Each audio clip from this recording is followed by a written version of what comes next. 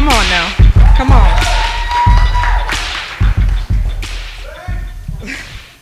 I will not.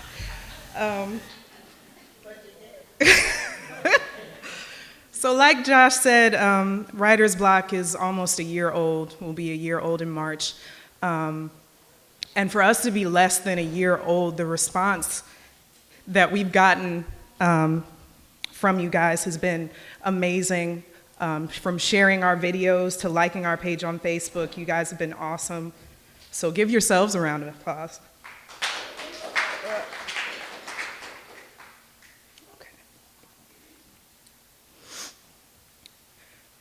We sat in a crowded coffee house, my friend and I, the air thick with strangers' conversations, burying our voices hardly audible enough to hear, but I can recall the moment her voice was most clear. She looked at me with features seemingly etched in stone and said, "I honestly don't even know why I do it anymore. I'm bored." Initially believing she was releasing some information about an impending breakup, I continued to listen, but my theory turned out to be wrong. She said, "I can't tell you why I still serve even though I lost the urge to go to church long ago. I'm sick of the redundancy, the day in, day out monotony. I participate in every ministry, but they no longer move me. Was practically born in church, it's all I've ever known, but now I'm just burned out. And rather than to let it show, I go about my ritual duties, smile and nod when need be. I know when to dance, when to raise my hands and say amen, but at the end of the day, I'm really just bored. I don't feel God like I used to anymore." Her words admittedly caught me off guard. Her mask of behavior had always made her blend in from afar with the rest of those who know how to express all the typical Christian jargon and slogans, know how to give the appearance that they know him only because it's what's expected of them. There are many in and out of the faith who will make the claim that they are burned out on religion and thus are turned off by the church. But the mistake that many of them make is not understanding the difference between religion and relationship. It is not how many deeds or works you perform that should imply your love for God, but your love for God should be what fuels your works. Service without heart and humility will always be in vain.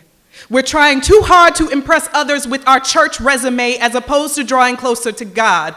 I can guarantee He doesn't care how many ministries you serve on if your service is empty.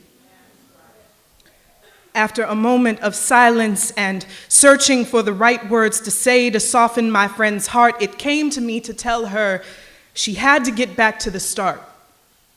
Remember why she even chose to open her heart to Christ in the first place. Any relationship can get stale if not properly cared for, but it's in those moments that we should remember what it was that we fell for. What was it that made you decide to follow him? To reject this world in favor of him? What pressed you on whatever the year, whatever the day, to lift your hands or fall on your face or stand at an altar pleading for grace? Why do you love him? And if you can't answer that question, why pretend to serve him? I'm certain if you think long enough, you'll remember why you ran to his embrace. Perhaps it was his mercy, or maybe his offer of peace, his assurance of joy. Maybe he gave you worth when others thought you worthless, or maybe you understand that the creation around us is too confounding to have not been made by a creator. No matter your reason, you still ultimately surrendered. And once you did, you became wedded to him. The church at times is described as a bride, and Christ the groom.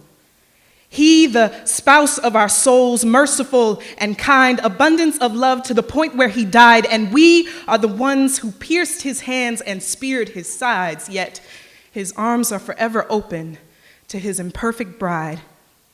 In our tattered dress, stained by our mistakes, disheveled mess, makeup used to cover old wounds, we fail him daily But because of his sacrifice, even in our ugliness, he still thinks we're beautiful. He still pursues. There will never be another love like this, not in any fairy tale or love story. We have the real thing. And with a romance like that, how could anyone be bored? Thank you.